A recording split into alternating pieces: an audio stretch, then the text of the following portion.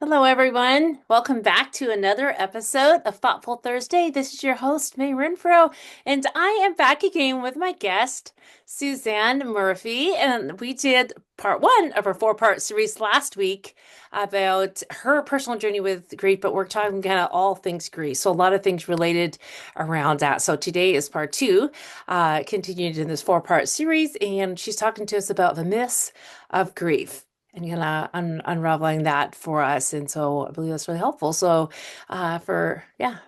just welcome, to this episode, everyone. I hope I believe it'll be a blessing and encouragement in your loss and grief journey. So, Suzanne, welcome back today for a continued episode here. Thank you so much for having me, May. I'm really excited to be back to share this information. It's very pertinent.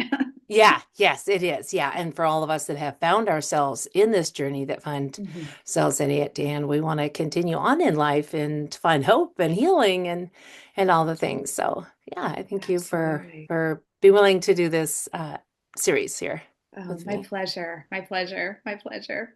Yeah. Yeah. So I thought before we dove into the myths of grief that I would briefly touch on the common responses to loss.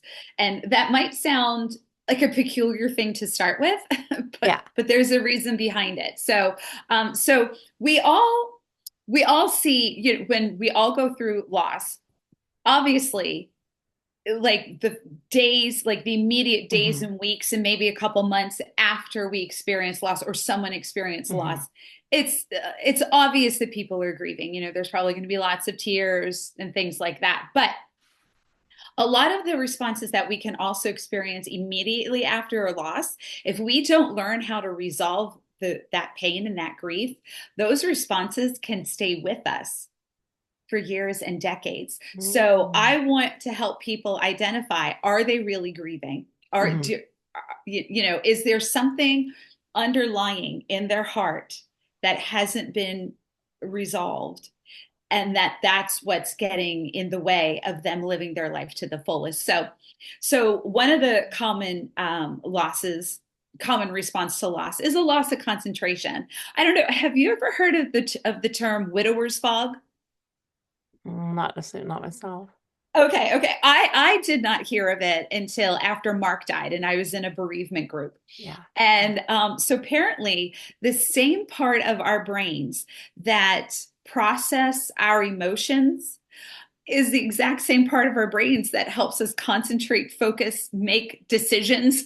So it's Hmm. very common for someone after they've experienced a loss to become very indecisive, to just the thought of trying to make another choice and make another decision is emotionally and physically exhausting. Hmm. You can walk into a kitchen, like you're in another part of the room and you're like, oh, I need to go get XYZ in the kitchen. And by the time you get to the kitchen, you're like, why? What am I here for? I don't even, I don't even know. So, Yeah. so that's really common. And I feel like I just described middle age, but Yeah. It's like, well, that happens to me. right. So like I don't Exactly. want to freak people out, because it's not that just because you have that going on doesn't mean that you're grieving, but that is very much a common response. Additionally, because of that lack of concentration, we see a lot of accidents and injuries because your brains are so preoccupied with the emotional pain and trying to process it, you lose your ability to be present in the moment. Mm. So we see people who have car accidents. We Mhm. see people who trip over curbs. I know personally for me, after Mark passed away, it was several months after Mark passed away, I missed a step going down a flight of stairs because my brain was somewhere else. Mhm. Oh, And I really wow. hurt my ankle. Like I really hurt my Wow. ankle. So Yeah. yeah, so that's a very common response.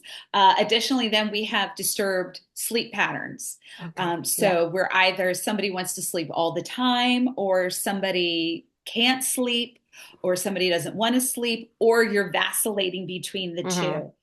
Hmm. Another common response is a change in your eating patterns. Again, you either want to eat a lot, or you're not interested in food, you have a loss of appetite, or you swing back and forth between the two. Mm-hmm. And then we've got a roller coaster of emotions. We're experiencing highs, and then we have lows. Like we might say, well, I have good days and I have bad days. Mm-hmm. But what Mm-hmm. people don't realize is that those common responses don't just magically go away after a loss. They can become your new normal. Mm-hmm. And those can stay with you for decades until you uncover the losses that your heart is saying, I need help here. Mm-hmm. Those can stay with you. So, and then another one is we can see people get angry. Now, again, I know I touched on this last week. Yeah. Anger is Yeah. not a stage Yeah. of grief, but it can be a response to grief. Okay. Anger, a lot of people aren't aware of this. Anger is actually a secondary emotion to sadness. Oh, okay. So Yeah. when you're feeling very sad, you're feeling very like emotionally heavy, very emotionally overwhelmed. You know what I like to say? Anger is your unshed tears. Oh, okay. If you think you can't, or if you hold in your tears, you don't allow yourself to feel sad because you don't know what to do with Yeah. it, or you've been taught, conditioned to not feel sad, it very easily goes into anger. And maybe it's not like you're angry all the time, but maybe you just notice, you can sometimes you can be snippy when you used to never be snippy, or you've discovered that you've become impatient, or perhaps like an event, like a situation happens, and your response to it, your emotional response to it, is a bit higher than what the situation called Mm-hmm. for. So that is not uncommon to find in grievers. And then then we have isolation. Grievers love to isolate. They love to Mm-hmm. isolate. They love to just Mm-hmm. tuck themselves away. And there are many reasons for that. One is because we can be conditioned that we are taught to grieve alone, which I'll get into more under Mm-hmm. the myths. But second is that, you know, living under the weight of emotional pain can be physically exhausting. So noise becomes too much. Being around people becomes too much. Just you can feel tired all the time. So it's just easier to just stay by yourself, Mm-hmm. especially when you're consistently being told unhelpful comments about how to deal with your grief. Yeah, exactly. Yeah, Yeah. where people, Yeah. again, they're being very Yeah. well meaning, but they're not allowing you the space to feel what you're feeling. Yeah. So you just want to be alone because at least you're not being inadvertently shamed for the feelings that you're having. So it Yeah. becomes the rationale becomes it's safer to be by myself in this space. But the problem is that people can get stuck there. People can get stuck in isolation. Yeah. Which would And become unhealthy as a, yeah. absolutely. Absolutely. Mm-hmm. Yes, the antidote to isolation is participation.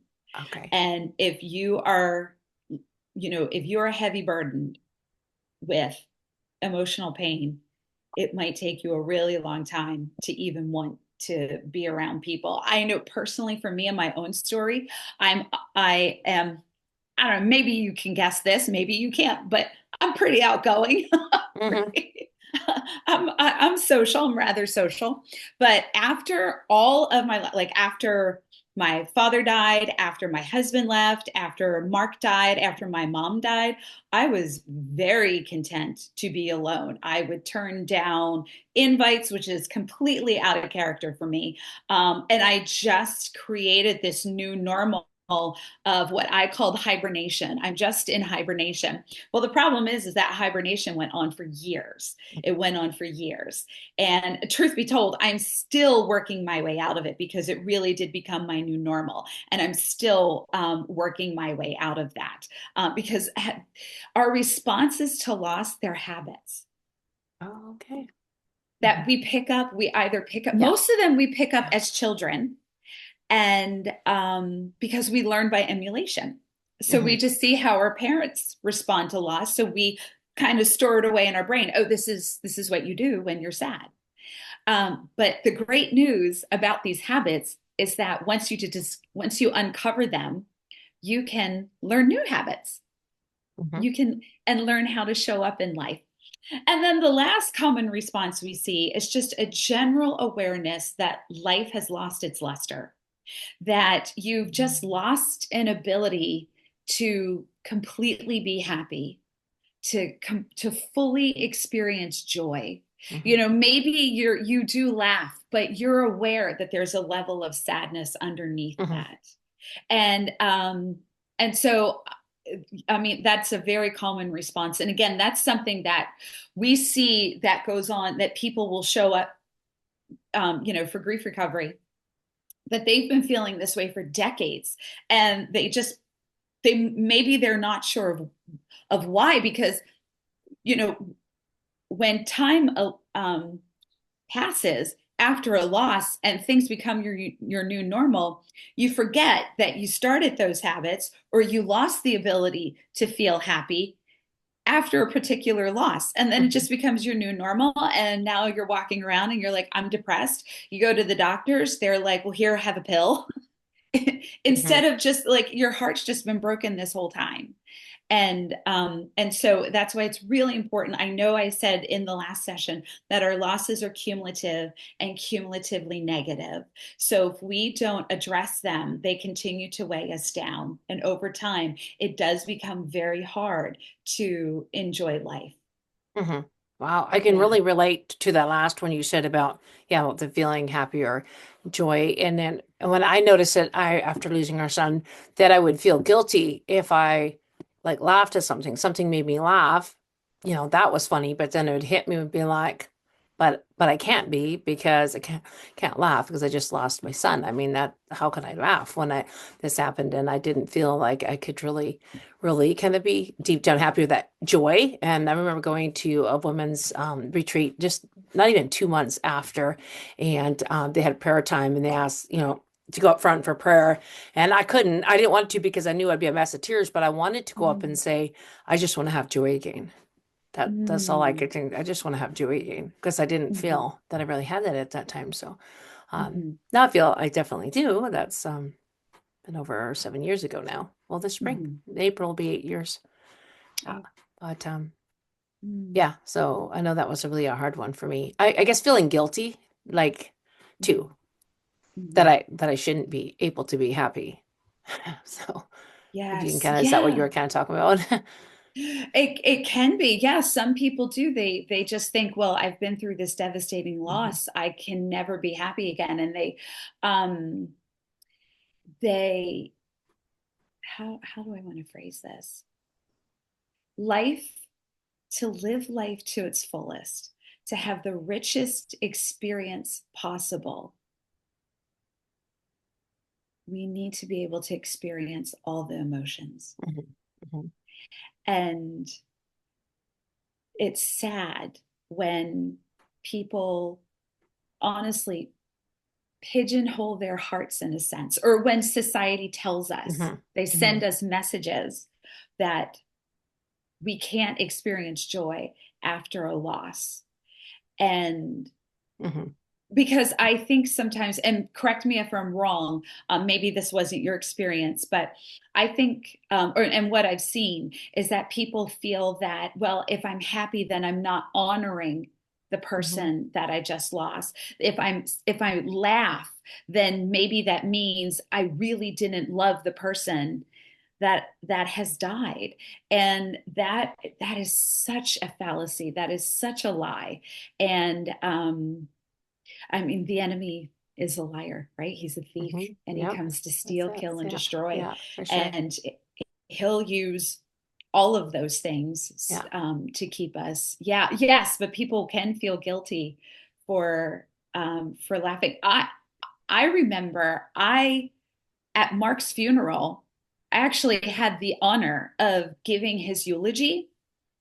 And after the funeral, I was standing and I was talking with somebody, and I don't remember what they said, but I I genuinely, it was funny, and I genuinely laughed out loud. Like and I can have like a big laugh. And I looked over and I saw some of, some friends and family members that were just, I mean, in their moment, they were just weeping. And I just felt, I was so embarrassed because I was like, oh my goodness, I felt like I wasn't honoring their experience. Hmm. But I didn't see them like when I got into this conversation with this other person. But it's, life really does encapsulate all of those emotions. And it's sad to think that we can't experience joy after a loss. It makes it very hard. We Hmm. talk ourselves out of the Hmm. possibility. We talk Hmm. ourselves out of the possibility. But I'm here to say that it's possible and it's appropriate to you can be sad and you can still experience joy at the same time. You can have both of those feelings. Both of those can coexist. And it's really Okay. important that we learn how to. I Yeah. think so often in this world, we're taught that it's either or, that it Yeah. can't be both. Okay. Well, that's nice Yeah, to know. To yeah, definitely yeah, help people to feel better yeah. about that. Yeah. Oh, Hmm. that's good.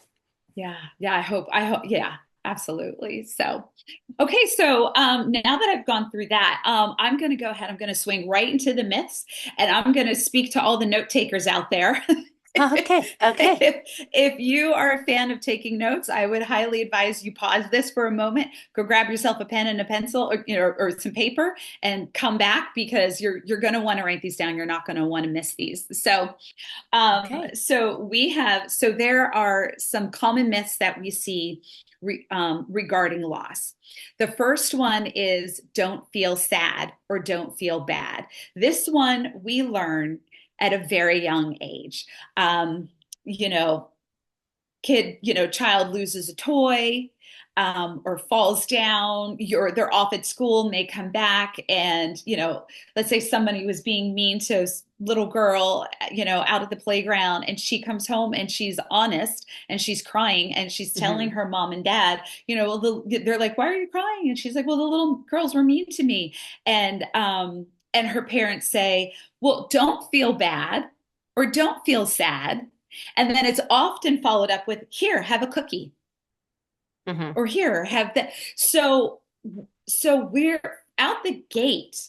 We are being taught that we should be in conflict with our emotions.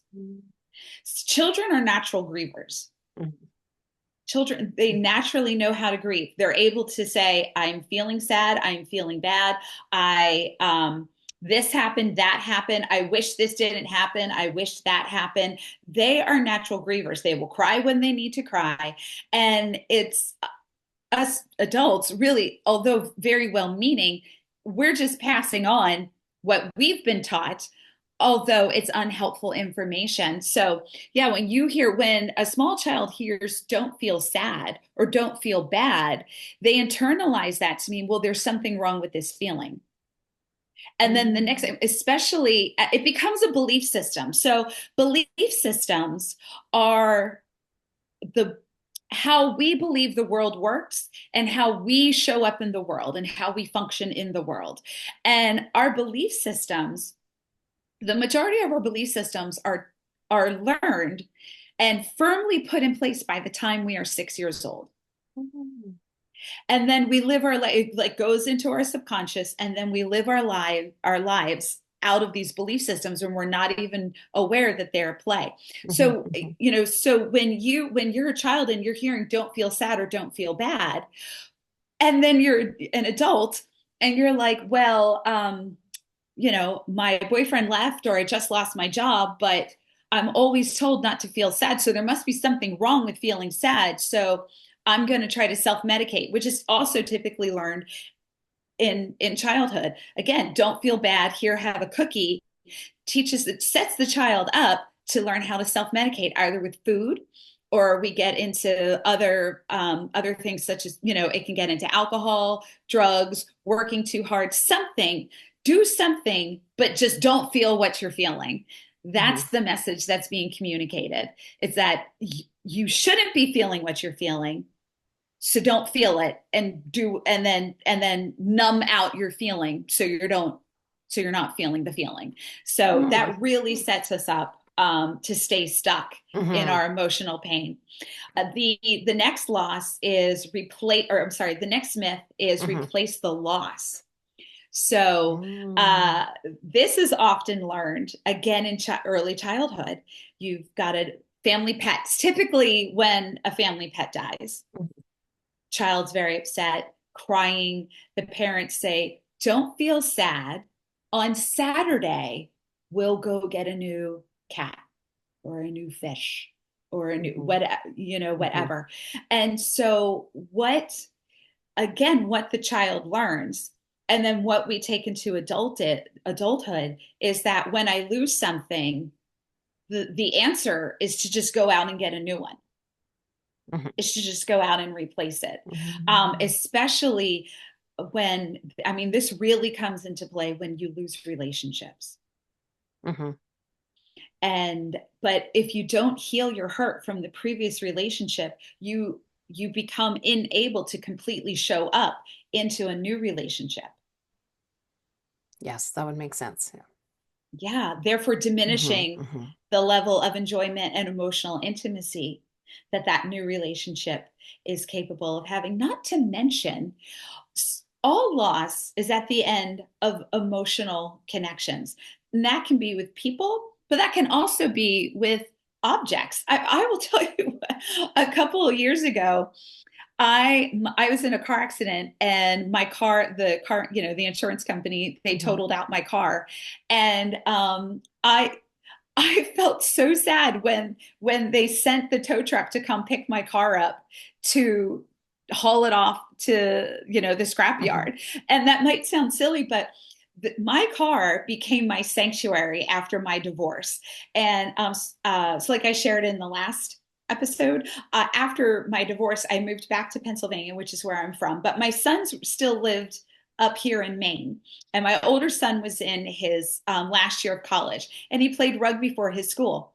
So every weekend, I kid you not, every weekend during rugby season, I drove the 8 hours up to Maine from Pennsylvania Wow. just to watch him play Yeah. rugby Yeah. because I wasn't going to miss it. I was like, I'm not going to lose Wow. this. I'm Yeah. not going to lose this too. I'm not going to miss this. So those hours spent in my car became, it was just my sanctuary. If I needed to Yeah. cry, Yeah. I cried. If I Yeah. needed to yell, I yelled. If I needed Yeah. to punch my steering wheel, I would punch my steering wheel.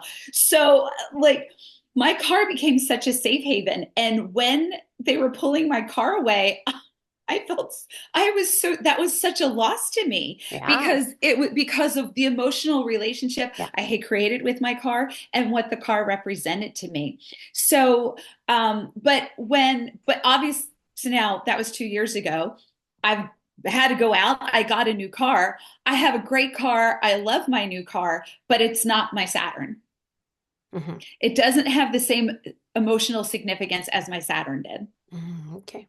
I don't have the same relationship Hmm. with Hmm. my this car that I did with the other car. Hmm. And so did I replace my loss? Yeah, I did. Is it the same? No, Okay. Hmm. it's not. We all, because we're all unique, we all grieve very uniquely and we all experience loss Hmm. in our own unique way. I have two sisters. We have all lost both of our parents, yet we've each felt it in a different way because we each had our own unique relationships Hmm. with our parents. Those Hmm. are the things that you can't replace. Hmm. Can I go Yeah. find a new husband? Yeah, sure. Will this person be my ex-husband? No, it's not going to be the same relationship. Hmm. So it's such a lie that we can Yeah. go out and just replace and get new, or when it's not possible. When it's Yeah. not possible. So I'm really curious. I'm Yeah. just curious. Did you hear after your son passed away? Did anyone ever like say to you like, well, don't feel bad, you still have other children, or you're still capable of having other children? Did you I'd hear say anything like yes that? to both. Pretty much Wow. was like, well, you've got other children, and Hmm. well, you may Hmm. have, another one. And I kind of I didn't know if we would have, and we've had two, more Hmm. since. So I'm really grateful for that. But Hmm. didn't replace. Right, right, You exactly. It's know, not, yeah, not a so helpful statement, is it? yeah. Not a helpful statement. Yeah. Yeah. And what's sad is that that's commonly spoken to women who have like miscarriages. Mhm. Don't feel sad. You can try again. That doesn't honor the relationship with the pregnancy and all the hopes, dreams, and Mhm. expectations Oh, that for those sure. parents Yeah. had Yeah. for Yeah. this baby that was being formed. Yeah. Yeah. Yeah. So then we've got our third myth is grieve alone. Okay. So I'm going to share a statement with you. Let me see if you've heard it or if you can finish it. Laugh and the whole world laughs with you. Cry and you cry Alone? alone. Yes. Yeah. I mean, that's Oh that's such dear. a common, it's such a Yeah. common saying. Yeah. And it's, but how sad when you're feeling the most brokenhearted that people people will say, "Oh, leave them alone. They just need space." When like I want someone to reach out to me right now. Like I want to put my head on somebody's shoulder and I want to cry. I want to know that other people are here for me. And again, this is not done from a position of malice. This is Mhm. done because we've all been taught this misinformation on how to handle grief.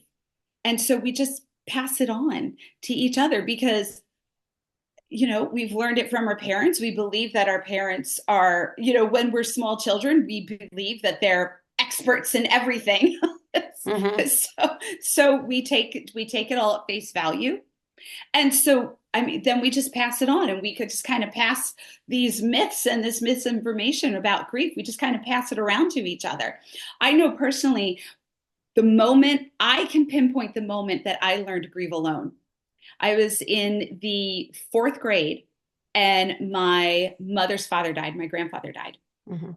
And I came home from school. I knew he had been in the hospital. He had cancer. I knew he had been in the hospital. I didn't understand. I don't believe at that time I was aware he was dying. I just knew it was sick and maybe he could die. I didn't realize it was going to happen soon. And so I come home from school and I see my father's parent, my other set of grandparents. I see their car in front of my house. And I was so excited. I was like, are we having a party? Why are they over here in the middle of the week? Like, this is so great. So Mhm. I go running down the street. I'm like, yeah, Grandma and Grandpa Leopold are here.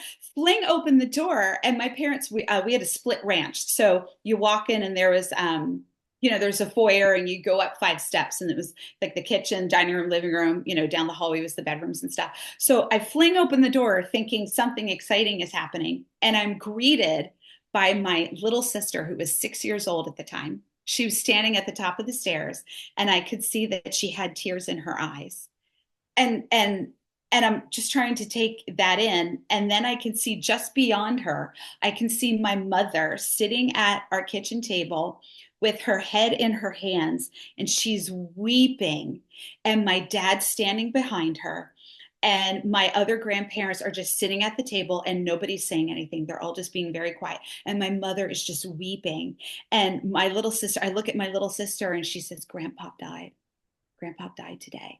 And then my older sister came down the hallway and confirmed that our grandfather had died. My initial reaction was I wanted to go be with my mom. Yeah. I wanted to go be with her. And so I made a beeline up the stairs to go to my mother. She was crying. I wanted to be with her and console her. I wanted to cry with her. And my father, very well meaning, believing he was doing the right thing by my mother, he said, go to your room, Mhm. leave her alone. She'll be okay. And so my sisters and I, we just went down to our bedrooms. And so after learning that my grandfather died, I was just told to go be alone. Mhm. Just go be Wow. in my bedroom. And so I Yeah. believed, oh, you just think, okay, this is what you do when something really sad Yeah. happens, when something really bad happens, you retreat. Yeah. You retreat. And I'll tell you, years later, I saw it again when my father died. Mhm. And I was still married at the time. And I remember, so my father died. It was very early in the morning when I got the phone call from my mother. And my husband, I mean, honestly, when I got the phone call, because it was unexpected, when I Yeah. got the phone call, I actually, I mean, I hit the ground. I just fell to the floor in the hallway of our house, and just started crying. And I happened to fall on my knees right in front of my youngest son's bedroom. And he was like in the 10th grade at the time. He heard me crying, immediately sprung out of bed and came out to the hallway. He immediately, my ex-husband, again, believing he was doing the right thing by me, Mm, sent my son go downstairs. He told him to go downstairs to the family room. And then my husband took me back into our bedroom and was like, you just stay here today, believing he was doing the right thing by me. hmm I wanted to go be with my family. Like hmm I wanted to cry with my kids. I wanted to cry hmm with my husband. But because it was a repeat of what I had learned as a little girl, I just assumed, well, again, okay, this must be the right thing to do right now. This must be how we handle it, even though I would prefer to be around the people that I love because that's hmm comforting. hmm But, you know, this is somebody else that I trust. So I guess this is a valid thing. So it's really unfortunate that that we teach grievers to just go be alone, which hmm then can absolutely lend itself into a great deal of isolation because that's what we're just being taught to do. So, and then we have time heals. Yeah. That's Okay. another myth. Yeah. And Yeah. I've heard that. yeah, well, come on, it's in bereavement cards. Okay. You know what I'm saying? We get sympathy cards where it's like, well, just give it time. Time will heal. Time heals all wounds, Well, but if I had a heart attack, no one in their right mind would come up to me and say, just give it time. hmm hmm Your physical heart will heal. But yet we do that with people when they have a broken heart. hmm If we have a flat tire, if I have a flat tire, I can go outside, I can pull up a chair and sit next to my car under the assumption that time heals. And I will think that, well, all I need to do is sit here and I'll be okay.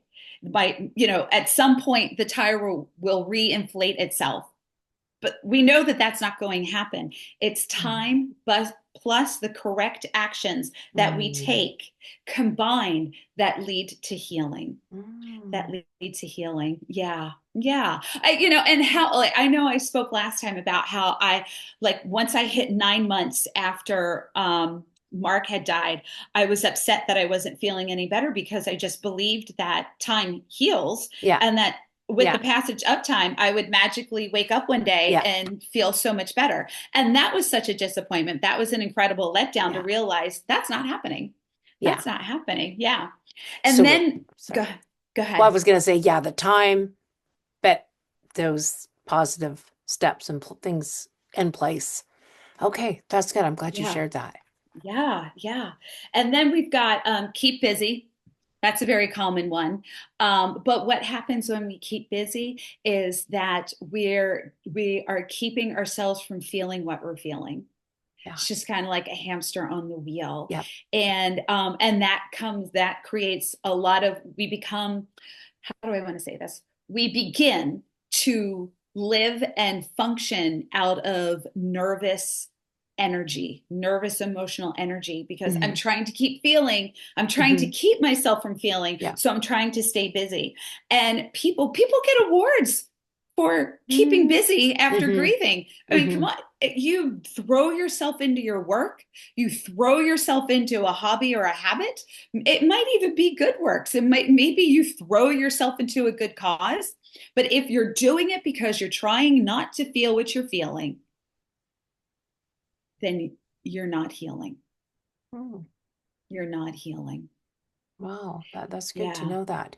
Yeah. I don't know if this was so much for myself that I ended up doing that. But one of my sons that took it really hard for losing his brother, our son Mm-hmm. was 12 at the time. And that's what he said, that he really threw himself into the things, projects and stuff and hobbies he'd like doing around the place. And he actually, he his childhood was just drastically changed. I feel like he lost part of Absolutely. his childhood by just Mhm. working, and that's what he told us later. He would just work, do whatever, keep himself busy, and then he didn't have time to. Okay, we just had some technical issues there, and I kind of got cut off mid-sentence, but here we are again. And Suzanne, you have one more for us yet to cover. Is that correct? Correct. Yes. So the last myth that I have is be strong or be strong for others. And I like to tell grievers, you can either be strong or you can be human. Pick one. Okay. Being strong, when we tell people to be strong or when we're told to be strong, essentially what's being communicated is don't feel, Yeah. is don't feel. Don't feel. Oh, And wow. especially Wow. being strong for others, it's such a peculiar notion because if I'm trying to be strong for you, most of the time, grievers are looking for permission to feel what they're feeling Yeah. Yeah. and to have those feelings be accepted. So if I'm trying to be strong for you and I'm putting on a brave face, what I'm communicating to you is that I'm okay. So then you can start to think, well, I'm not okay, but she looks okay. So maybe I should pretend that I'm okay when no one's okay. Oh and dear. and everyone would just rather cry, I Yeah. mean, Yeah. when we're trying to be strong or be strong for others, we're emotionally lying. Yeah. We're emotionally lying, and it really interferes with the ability to have emotional intimacy and connection within a relationship. It really does. There's this great story that I heard about a woman who called into the institute um, after her husband had passed away, and she called in and but she wasn't calling for herself. She called in to say, this is what she said. She said, "My son's father died, and I don't know how to help him." And the specialist on the phone who took the call, he was like, "Okay, so your son's father died. So was this your husband or an ex-husband?" She was like, "No, it was my husband, but my son's father died, and I don't know how to help him." And which is such a peculiar way to put this statement Yeah. because Yeah. Yeah. you lost somebody too, Yeah. But she was very focused. She was very concerned about her son. So the specialist starts asking, he gets curious. He's asking questions. And he says to her, he says, "Well, what, so you lost your husband then?" And she was like, "Yes." And he was like, "Well, how are you feeling?" And she's like, "Well, I'm so brokenhearted. But it's my son that I'm calling for." And he's like, "Well, okay. But I'm just really curious I mean, this sounds like this is really tough for you. What do you do when you feel like you need to cry? What are you doing?" And she said, "Oh, well, I don't want to cry in front of my son. I want to be strong for him. So I just go to my room and I shut the door Mhm. and I cry in there." And the specialist said to her, he said, "Okay." He said, "So what behavior are you seeing in your son that is concerning you?" And Mhm. she said, "Well, he won't talk to me about his feelings, but he'll go to his room, shut the door, and cry." and, and the specialist just kind of let that sit there for a minute. Yeah. And then the mother realized, oh, he's just doing what I'm doing Yeah. because she was under the assumption that she had to be strong for her son, Oh, wow. which meant don't show your feelings. Yeah. So this little boy was learning, I think he was like 8 or 9. So what he was learning was that he can't show his feelings either. Yeah. What a gift we could give to Wow. each other if we could just be brave enough to just be like, I need to cry, so I'm gonna cry right now. Yeah. Yeah. I am so brokenhearted. Yeah. I need to cry. I don't need you to say anything. Just sit with me here while I cry. What a gift we could give. I mean, what a beautiful thing that would be within our relationships if we all could be emotionally honest with each other instead of Yeah. trying to be strong. If we Yeah. could all just be like, this is awful. I Let's just cry Hmm. together. Hmm. What a beautiful gift, and what bonding and Hmm. emotional safety would be created in that moment. I mean, you honestly cannot replicate in any other way. Wow. So, That yeah, is really good. Because yeah, I've been thinking that a lot lately. Like you said, trying to be strong and trying to be strong for someone else. But we need to really release it, like you said, and it's in those places where then God's strength can get come in, right? And then He gives us the strength to carry on yeah, and to build a small again, to hope we get to keep getting up every day. But it's not us trying to be strong and putting up of a front and what we don't honestly feel. We're not feeling like that, but we got to try to be strong for someone else and instead of admitting how we feel and feeling, we're weak. We can't do this, but God, you can, and go to Him for right, help, for strength, right? right, Oh, I right. like how Yeah, you said that. yeah, exactly, May. You bring up an Hmm. excellent point. We're called to worship in spirit and truth. But if Hmm. I'm not Hmm. being emotionally honest, Hmm. then I'm not worshiping in truth. Exactly. Wow. Yeah. I love that. I I mean I can't tell you how many times I've gone to like my quiet place, to Yeah. pray, and it was Yeah. nothing but tears because I Yeah. didn't have any words, but it was nothing but tears. And if if I am so busy trying to stay strong or keep busy or replace the loss or telling myself I shouldn't feel bad, for a number of reasons, or I shouldn't be feeling sad, then I lose the ability to trust. Hmm. We lose the ability to trust. And that's what God wants. He wants us to trust in Him. Hmm. Even with this, I feel sad. I feel like I am Hmm. bleeding on the inside right now. He wants that emotional vulnerability. He wants us to be that honest. He Hmm. can't come fix it Hmm. unless we tell him I mean, he knows what's going on, Yeah. but he wants us to come. I want my Hmm. sons to come to me and be like, I need help. Hmm. Because especially now that my sons are grown, they're grown men, they're adults. And you kind of walk that fine line. You can't Hmm. just show up Hmm. anymore, necessarily the same as if they were a little 4-year old and down the hallway, But I mean, I want my children to trust me to the point where they can say to me, I'm so broken heart. I'm just devastated right now. Hmm. That what an honor for somebody to feel that comfortable and that safe within your presence. And Hmm. so, I mean, what like if I could encourage people in any way is to first, yeah, the takeaways for today that I would love for people to go do is to just take these myths and just review your life. See what resonates with you. Think back to Hmm. when you've experienced losses. What did you hear? Hmm. What were you believing? What were you acting out of? How has Hmm. it helped you? Which is to say that you're probably going to say that it didn't, and it's kept you it's kept you Hmm. stuck Hmm. until something else came along where, excuse me, where you were able to obtain some healing. So that's like a big takeaway there that I would love to see your viewers just really become reflective on this information Hmm. and to see, um, because once we uncover these myths, these belief systems, once we uncover them, then we're able to, like I said earlier, learn new habits, learn what to do next, Hmm. and become unstuck. But in order to become unstuck, we have to first admit we're stuck. Hmm. Yes, exactly. Yeah. Yeah. Yeah. Yeah. Wow, that is really helpful.